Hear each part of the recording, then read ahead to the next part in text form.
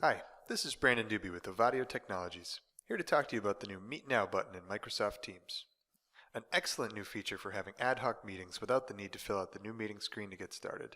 Let's check it out. Click into the Calendar app within Teams. You'll see it here on the left-hand side.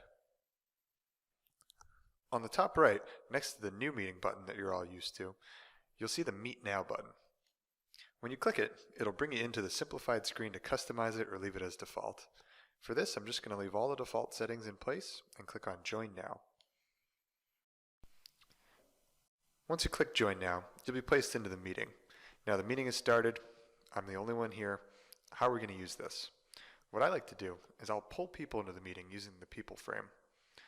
So if I wanted to bring in Chuck, I would simply type in his name, select him from the drop-down list, and that'll call out to his Teams app to bring him into the meeting.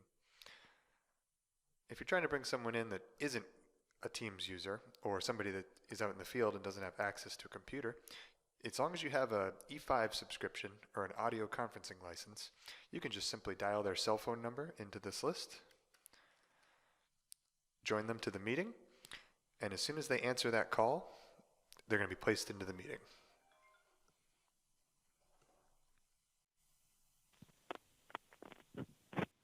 Unknown participant is now joining. When you're done, just end the meeting using the red hang up button that you normally would and go on with your day. All the normal meeting features work with the Meet Now button as well, making it an excellent way to efficiently have an ad hoc meeting no matter where the rest of your team is. Have a question about Teams? Give me a shout. bdoobie@avadiotech.com.